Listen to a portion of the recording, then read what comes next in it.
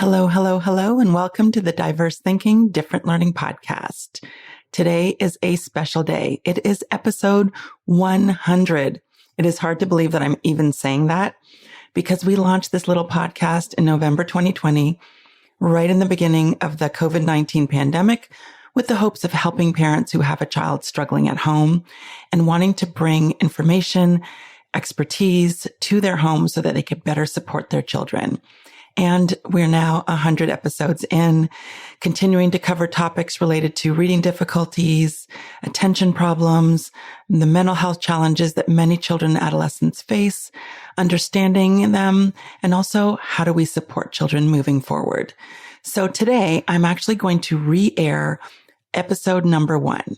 For those of you who may have been new listeners to the podcast or who may be new listeners to the podcast or who have not listened to the first episode, it really sets the stage for why we are doing this podcast and why we do the work we do at ChildNEXUS. So listen in to episode number 1, episode number 100, uncovering why kids are struggling and why it's so important to know why they struggle. Millions of kids struggle with learning, processing, and social emotional difficulties. These challenges interfere with their ability to reach their full potential. Dr. Karen Wilson is here to help. Her extensive background in pediatric neuropsychology and higher education have prepared her for this unique mission. Listen as she delivers content to inform, educate, and empower parents and educators. This will enable you to identify challenges that kids face and get them on the road to achieving their full potential. This is Diverse Thinking, Different Learning by ChildNEXUS. Hi, everyone. Welcome to the first official episode of the Diverse Thinking, Different Learning podcast, a podcast about learning differences. I am so excited that this podcast has finally launched. It has been months and months of preparation. I've been listening to podcasts for a while, and I've been interviewed as a guest on a number of podcasts. And I decided that I really wanted to do my own show. And I've been thinking about it for a while. But I was very busy as a professor, coordinator of a graduate program, chair of a psychology department, director of a private practice, founder of a startup, and a wife and mom. It was a lot. I have since retired early from my university position and did so that I could focus more on supporting families and the professional community who serve kids who struggle. On this first episode, I'm going to discuss why the identification of learning challenges is so important. And then I'm going to talk about what we do right and where we go wrong. Let's jump in. So my goal for this podcast is really for it to be a resource for parents who have kids at home who are struggling with learning, processing, or social emotional challenges, and also for educators who teach those kids. It's my hope that after listening to the show, parents and educators will better understand the challenges that some kids face and know how to help those kids overcome challenges, become more resilient, maintain a love for learning, and experience more success at school, on the playground, and at home. So here's what I know from being a neuropsychologist, from my training, from reading journal articles, and from interacting with incredible colleagues who do the work day in, day out with kids who struggle. What we do know is that approximately 5% of school-age children have a learning disability, right? And about 13% of all public school students receive special education services. And I think what's even more striking is that an additional 15% or more of students struggle due to an unidentified and unaddressed learning or attention issue. Right. So even though we're diagnosing or identifying kids who have a learning disorder, there's a large number of kids who are struggling and whose struggles are not yet identified. And when they're not identified, they're not being addressed. And those kids are continuing to struggle.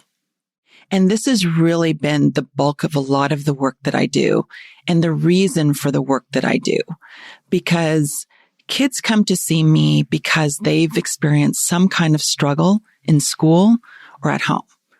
And that struggle has either been identified by a parent, a pediatrician, an educator, a family friend who has mentioned to the parent that you might want to get this issue, this struggle, this behavior looked at to better understand how to help your child.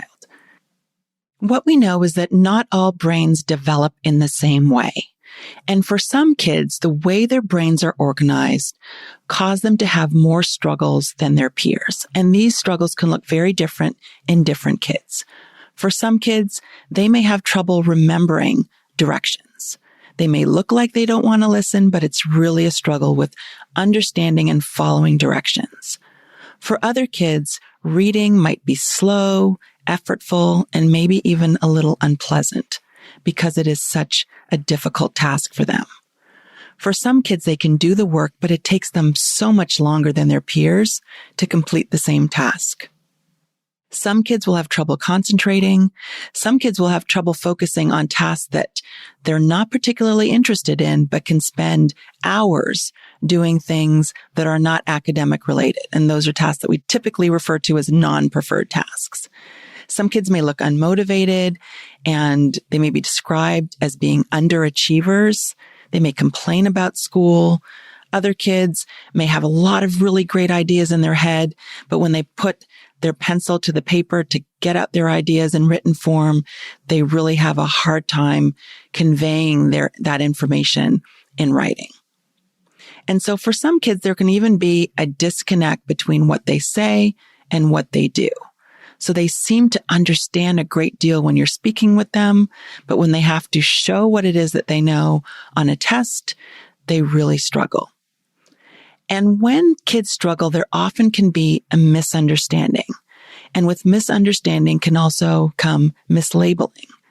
So a child who is struggling with reading and who's sitting in a classroom and the teacher is calling on everyone to read out loud, that child may choose to leave the classroom without asking for permission, may choose to walk to the back of the room and start playing with a toy, and that child may be labeled as having a behavioral problem. At the same time, what's really happening is that there's a misunderstanding of an underlying struggle that this child is trying to avoid. And mislabeling can cause anxiety, it can lead to behavioral problems, and it can actually make difficulties worse. So what do we tend to do? And it's really interesting because when kids struggle, we see the struggle. We may not know why the child is struggling, but we definitely see the struggle. We observe the struggles, we observe the disengagement, we observe the frustration and the anger with homework.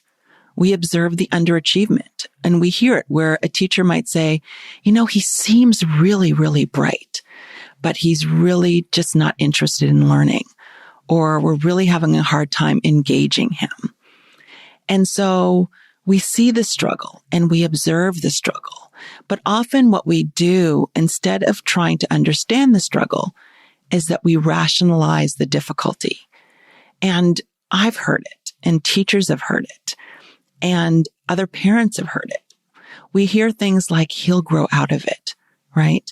So when a boy is struggling with putting words together, they'll say he'll grow out of it, or he's having difficulty focusing or paying attention over an extended period of time. He'll grow out of it.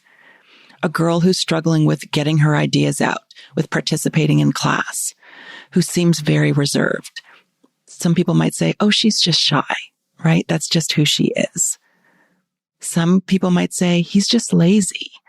He's really smart, but I think he's just lazy. He just doesn't want to work very hard. Or he's having more struggles with reading, with language-based tasks because he's a boy. Boys tend to develop a little bit later. It's because he's the youngest in the class. Or that's just, and you can fill in the child's name. That's just Jack, right? Sometimes you'll even hear, she just needs to work a little harder. If she just worked a little harder, she'd do fine. And I think that we actually do a disservice to kids who are really struggling with some underlying difficulties by rationalizing the struggles in that way. And I think one of the things we have to realize is that for kids to be successful, to perform a lot of academic tasks, there are a number of skills that are involved, right? So if you think about, for example, a child who's taking a test, they have to have really good fine and gross motor skills. They have to be able to hold that pencil and to write down what it is that they believe is the answer to that problem. They have to understand the directions while they're solving the problem. They have to focus and pay attention.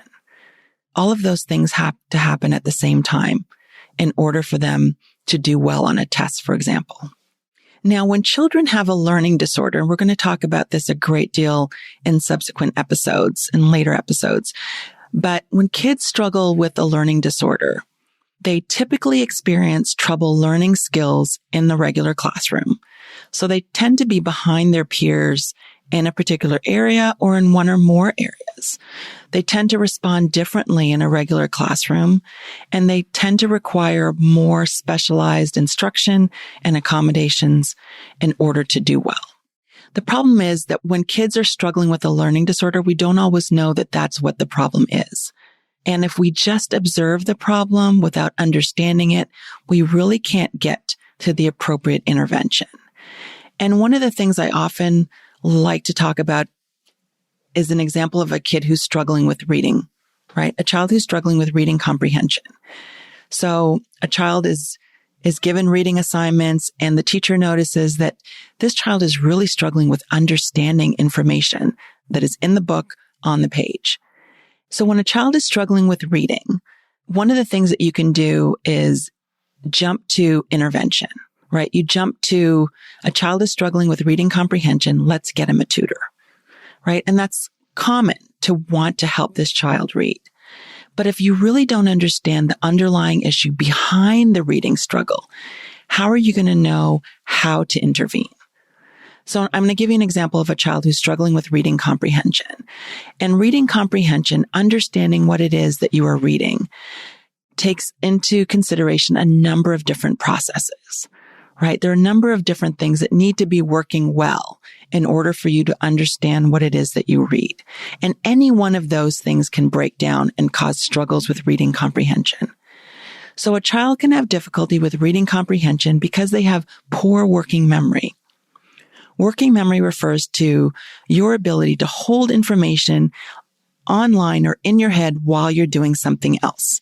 So if a character pops up in the first chapter of a book and you keep on reading, and then they're not mentioned again until the second chapter, when they pop up, you have that representation of that character in your mind.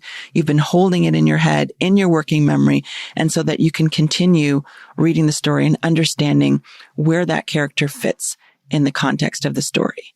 But if you have poor working memory, you might not even remember who that character was, or you might have to go back and reread that first chapter to remind yourself of who this character is. So a person with reading comprehension struggles can struggle because of poor working memory. For some kids, it's really poor phonological processing. They have difficulty sounding out the words on the page. And so what that looks like are kids who are struggling with reading the words, and they may make a number of errors. So when they're reading, a word like experiment becomes experience, there becomes this, car becomes cat, mat becomes more, and then the whole paragraph doesn't make sense, right? And so those reading comprehension struggles are really tied to a deficit in phonological processing. For some kids, they can read beautifully. They have no problem with reading fluency, with phonological processing. Their working memory is fine. But after they've read beautifully and they've retained the information that they've read, you ask them a question and they don't understand. That can be tied to difficulties with receptive language, which is the ability to understand language, understand vocabulary, understand what words mean, what phrases mean. And that intervention for a child who struggles with reading comprehension because of poor receptive language, that intervention will be very different than the intervention for a child who's struggling with reading comprehension because of poor phonological processing. So for some kids, they can read beautifully. They have no difficulty with phonological processing. They have no struggles with receptive language. But the trouble is with focusing and sustaining their attention, is that they're reading, they're getting distracted, They're paying attention to other things. They have to go back to the page. They have to reread, figure out where they were. Oh yeah, this is where I was. This is what is happening. And so those gaps in attention are causing problems with comprehension. For some kids, it's really the encoding of information. They really have a hard time converting that information that they're reading into their long-term memory so that they can remember it later. So while they're reading, they understand what they're reading. But then later on, when they're asked to answer questions about what they read the day before, they don't remember what it is that they read. So then it's really difficult to have understanding of what you've read if you don't really remember what it is that you've read. And then for some kids, they can read well, but they just read more slowly. And so it takes them longer to understand information because it takes them longer to get through the text. So I highlight those examples because, again, if you see a kid who's struggling with reading comprehension and you jump to getting them a tutor without fully understanding why they're struggling, you can really do that child a disservice because you're not really addressing the underlying issue. And the same is true for writing. If you think about writing is such a complex task. It requires so many different things that you're doing at the same time. And any one of those things can break down and cause writing difficulties. For some kids, the struggle is with the mechanics of writing. They've got all these great ideas in their head, but they've got really delays or problems with the fine motor coordination. They may have muscle weakness in their hand. And so when they start to write, they get fatigued very easily. They can't form the letters well. And then they may just give up because it's just too hard, right? So that would be kind of a fine motor issue. For some kids, they don't have struggles with the fine motor process. Their fine motor skills are just fine. They've got all the great ideas in their head, but they don't know where to start. And that can be a struggle with task initiation. They don't know where to start. Or they do start and they have trouble kind of organizing all of their ideas. They've got all of these great ideas. They know what they want to write about. They know where they want to go with what it is that they're writing, but they can't organize it well and they can't plan it well. And then this whole difficulty with planning and organization, and they've got all these great ideas in their head. They feel completely overwhelmed, and then they may just step away from the paper, step away from the computer, and just procrastinate. Right? Because that's a better way of dealing with the feelings of overwhelm. For some individuals with writing difficulties, it's really a struggle with expressive language.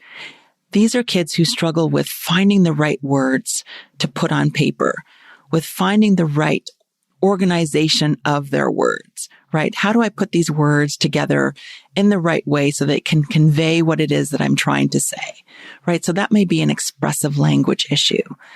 And for some individuals with writing difficulties, like with reading, the issue can be attention, that they may start out okay, but they can't, or they struggle with sustaining their attention over an extended period of time.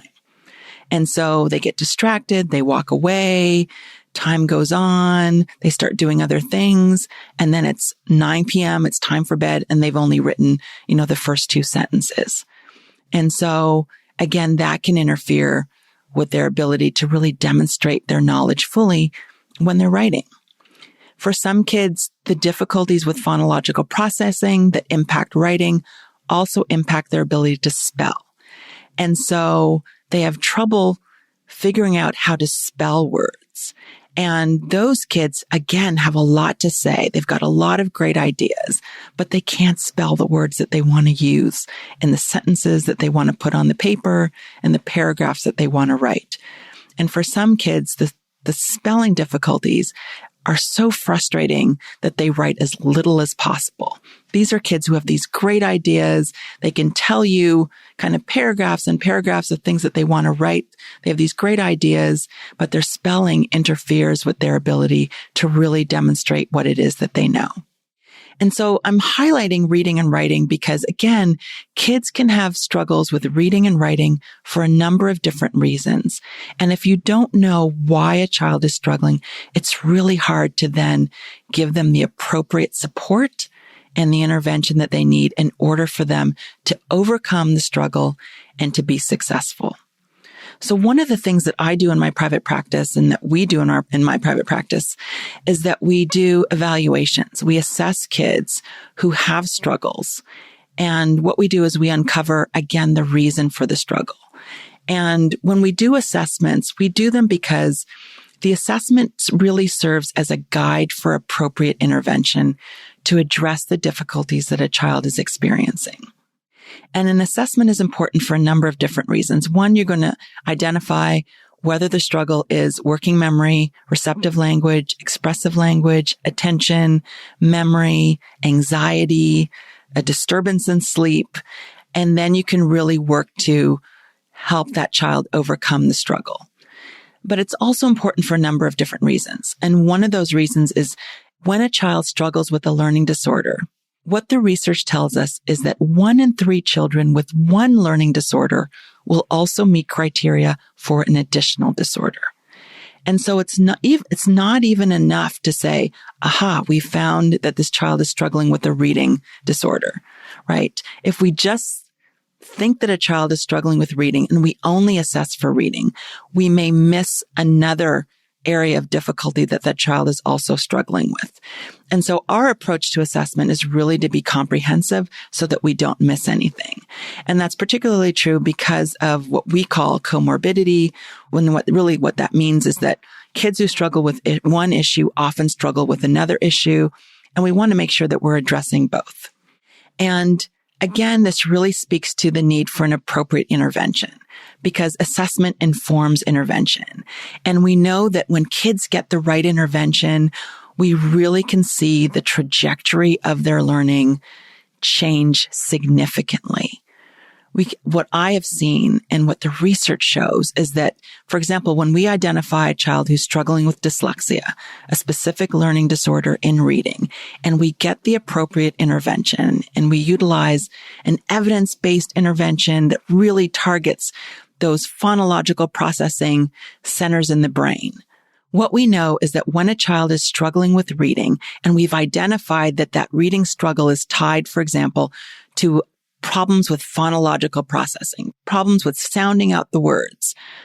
When we can give those kids an appropriate intervention, one that really targets those underlying brain pathways that are organized differently, we can actually reorganize those brain pathways. And when we do that, kids become more fluent readers, which means they make fewer errors when they read. They read more quickly and they can better understand what it is that they read.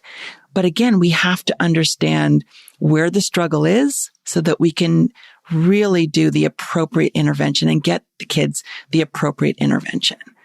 And the same is true for a language-based disorder, kids who struggle with a language disorder. When we get them the appropriate intervention to address receptive language, expressive language struggles, we can see a significant improvement. And I've seen it in kids that I've assessed and who I've referred out for therapy. I've seen improvements in their ability to follow directions, understand directions, draw comparisons between words, understand language, express their language in beautiful ways in a way that they couldn't before.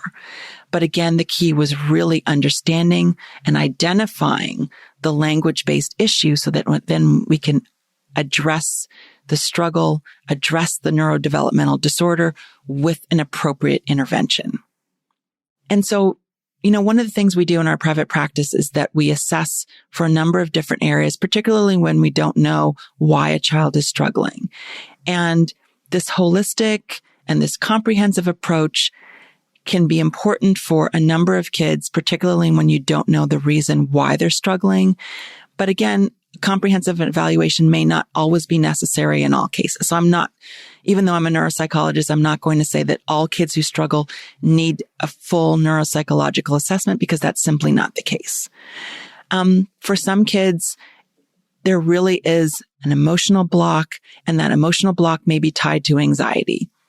And if we know that there's a significant amount of anxiety, that kids, for example, may have had an early history of anxiety, they may have had problems with separating from parents early on. Their parents may have had to sit with them in the preschool classroom for, weeks on end to get them comfortable with being in a classroom setting. And then those anxieties may reemerge in elementary school. And that anxiety may prevent a child from fully participating and demonstrating what it is that they know. So maybe that we want to address the anxiety first, if we know it's there, before jumping into a full evaluation. But it's also important to know that if a child is struggling, is this a learning disorder?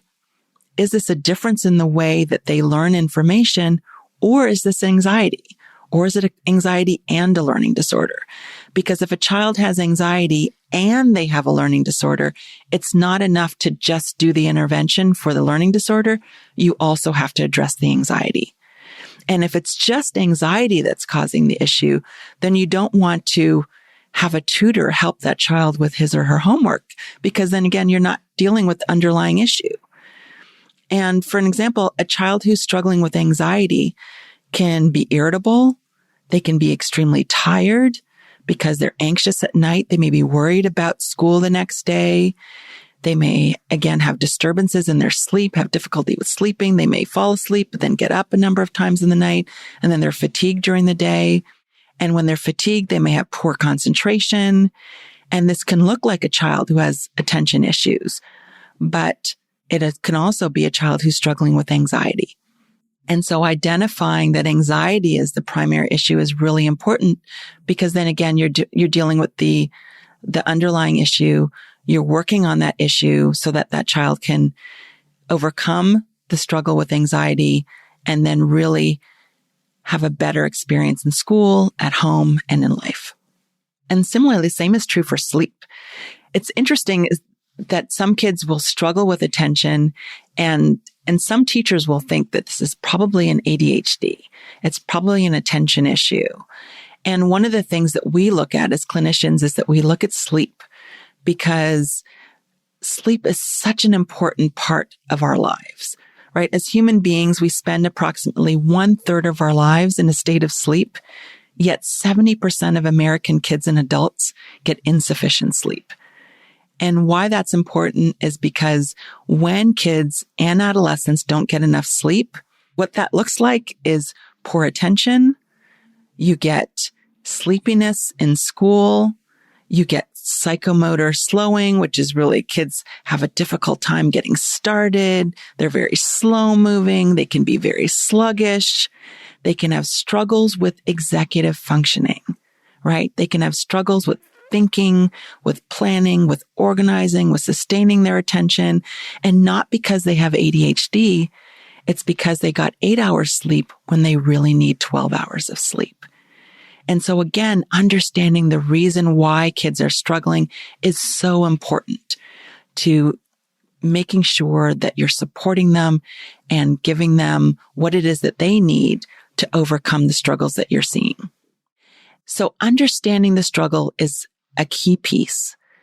Getting an appropriate evaluation is another piece. And the identification of a learning struggle is important because, again, and I can't say this enough, when you understand why a child is struggling, then you can get the appropriate intervention. And without early and effective intervention, kids who are struggling with undiagnosed or unrecognized learning differences, neurodevelopmental disorders, those are kids who struggle and struggle and struggle, where people say, you'll grow out of it. It's because you're a boy. They're hearing these messages and they're realizing that this struggle is real for me. I'm really struggling with reading. I'm really struggling with focusing, with organizing, with planning, with getting my work done, with understanding what the teacher is saying. Those kids who struggle, when their issues are not addressed, they're at greater risk for anxiety. They're at greater risk for having a poor self-concept, for feeling bad about themselves. They're at greater risk for being depressed, for having a decreased frustration tolerance. They're at greater risk for having behavioral problems in the classroom, right? Because they're trying to avoid the thing that makes them feel less than. They're the ones who are kind of engaging in these behaviors that are not appropriate for the classroom because they don't want to be embarrassed by the fact that they're struggling with reading. They don't want to be called on by the teacher for, again, not paying attention, for not listening to the instructions. And later on in adolescence, when kids have years and years of academic struggle or even academic failure, they're at greater risk for abusing substances. And they're at greater risk for dropping out of school, for disengaging, and for not working hard to continue with the learning process and for finishing school. And I'm on a mission to change that. I really want to make sure that when kids are struggling, that their struggles are identified, they're identified early, that kids are getting the appropriate intervention that they need in order for them to be successful. Because early identification and intervention is more effective than waiting until children have experienced years of academic failure. And again, we have to move from observing the struggle to getting kids the appropriate intervention. And we have to stop rationalizing underachievement or struggles. We have to observe the struggles. We have to validate that those struggles are real, that you're seeing it at homework time, you're seeing it in the classroom, you may be seeing it on the soccer field or on the playground, and then moving pretty quickly once it's pretty much validated and seen in a number of different instances to evaluate the reason why kids are struggling. So again, what we want to do is that when we see kids struggling with learning, with processing information, we want to not rationalize the struggle. We want to really seek to uncover why they're struggling. And that uncovering process may involve a formal evaluation. Once we uncover why they're struggling, we want to move pretty quickly to getting those kids the appropriate intervention. And that intervention should be evidence-based. It should be not something that we're just making up on the fly, but it's rooted in research that supports that these interventions are effective. And we also want to make sure that we are uncovering kids' strengths because they have them. Kids who struggle with reading or with attention always have strengths in other areas. And we want to be able to know what those strengths are because those are strengths that kids can feel good about. And those are strengths that we can use to help kids compensate for areas of difficulty. We also don't want to underestimate the power of understanding and a supportive environment. And that includes the support of parents, the support of educators and other family members. And again, the goal is really helping kids achieve their full potential. And we can do that by understanding why kids struggle, getting them the support that they need, and helping them be on their way to experiencing a better and more successful experience at school, at home, and in life. Thank you so much for listening to the Diverse Thinking, Different Learning podcast. You are the reason why I do this work. Thank you for celebrating 100 episodes with us. I hope the content helps you better support the children in your lives. Thanks again, and I'll see you next week. Thanks for listening to Diverse Thinking, Different Learning by ChildNEXUS. For more resources, visit us online at childnexus.com.